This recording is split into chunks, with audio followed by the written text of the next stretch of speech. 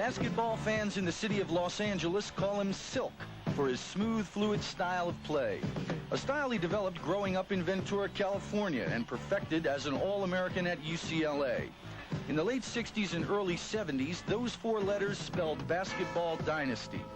The Bruins had won 5 straight national titles and 7 in the last 8 years. But when Wilkes arrived at UCLA, basketball was not the only thing on his mind. When I was raised in a very disciplined fashion. My father was a Baptist minister and still is, and both he and my mother were very strong and adamant about education. At the time when I first entered UCLA, I still was not thinking pro ball.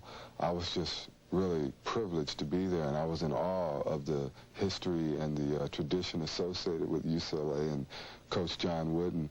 And, you know, it was a personal thing. It was very important to me to leave there with a degree in something that I wanted to major in and not just get a degree in something because it was easy.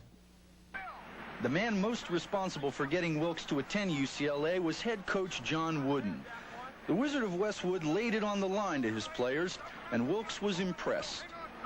I talked to several coaches at the time. He was one of the very few that didn't offer me anything under the table, that didn't sell me a lot of pie in the sky. That impressed me. I liked his very simple, basic, straightforward approach. And, you know, interestingly enough, he never stressed winning. He always stressed, you know, success, which he defined in terms of doing the best you could. Coach Wooden told us that he wasn't going to follow us to class and sit in class with us, that he was just going to tell us that we owed it to ourselves. So Jamaal worked as hard in the classroom as he did on the court.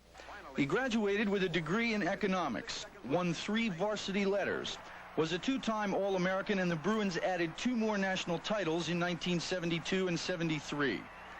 As a first-round pick in the NBA, he was Rookie of the Year, and his team, the Golden State Warriors, won the NBA title. Traded to Los Angeles, Wilkes and the Lakers were headed for another championship. He had become a star as a player and as a human being. A lot of professional ball players are indifferent toward their fans.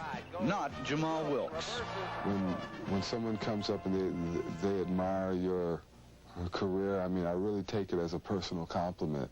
And that in turn enables me or helps me to treat their request as a personal thing rather than as you know, just something that I'm paid to do.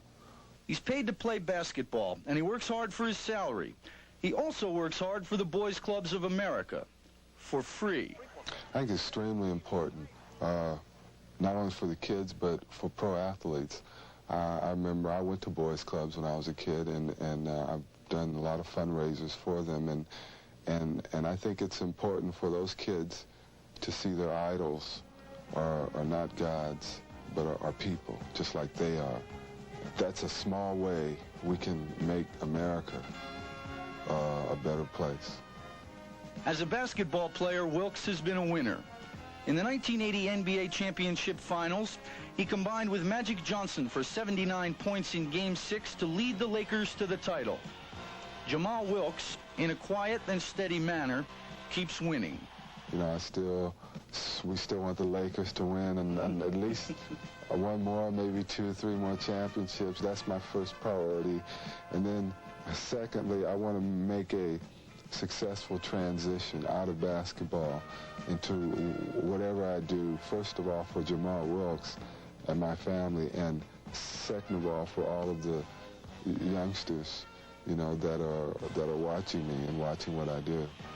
On the one hand, I consider myself a success thus far, but I hope to be even a bigger success in the future.